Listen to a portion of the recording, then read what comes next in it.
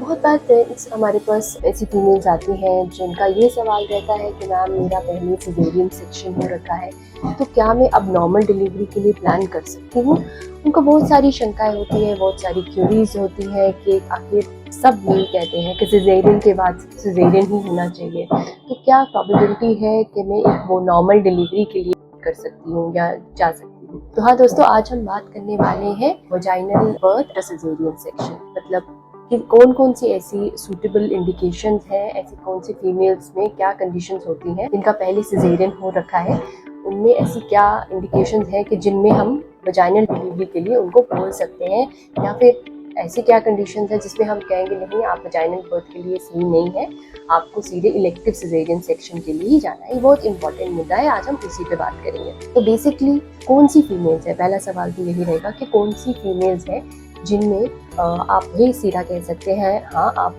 Caesarean section के लिए, आपका पहले सिजेरियन सेक्शन है, अब आप नॉर्मल डिलीवरी के लिए जा सकती हैं। तो सबसे पहले वो फीमेल्स जिनकी सिंगल प्रेगनेंसी है, यानी कि उनकी ट्विंस नहीं है, डबल ट्रिपलेट्स नहीं है, उनकी सिंगल प्रेगनेंसी है। वो प्रेगनेंसी है जिसमें केफेलिक प्रेजेंटेशन है, यानी कि बच्चा सीधा है, उल्टा नहीं है, ब्रीच प्रेजेंटेशन नहीं है, केफेलिक बच्चा है, सिर उसका नीचे है और वो 37 वीक से अबव है, यानी कि वो प्री टर्म नहीं है, कम हफ्तों का बच्चा नहीं है। उन फीमेल्स में हम उन नॉर्मल डिलीवरी के लिए वो कोशिश कर सकती है, ऐसा कह सकते हैं। दूसरा, उनका जो पहले सिजेरियन हुआ है वो लोअर सेगमेंट, जो उसका जो स्कार है वो लोअर सेगमेंट ऑफ यूट्रस पे है, जहाँ पे नॉर्मली होना चाहिए, अपर सेगमेंट में नहीं है।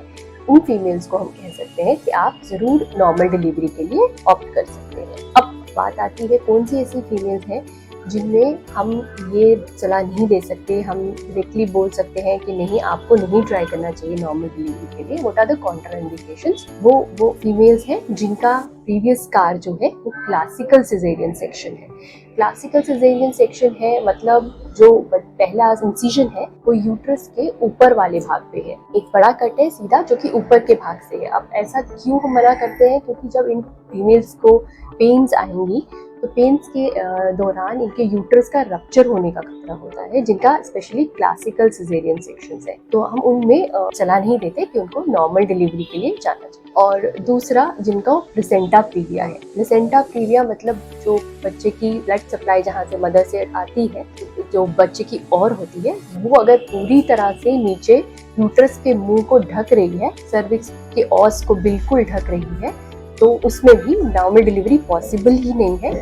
तो वो सवाल ही नहीं उठता कि पहले सिजेरियन हुआ है कि पहले नॉर्मल डिलीवरी है। प्लेसेंटा प्रीविया हुआ है तो यानी कि बिल्कुल कोशिश नहीं कर सकते हम नॉर्मल डिलीवरी के लिए, तो ये तो बिल्कुल नो है।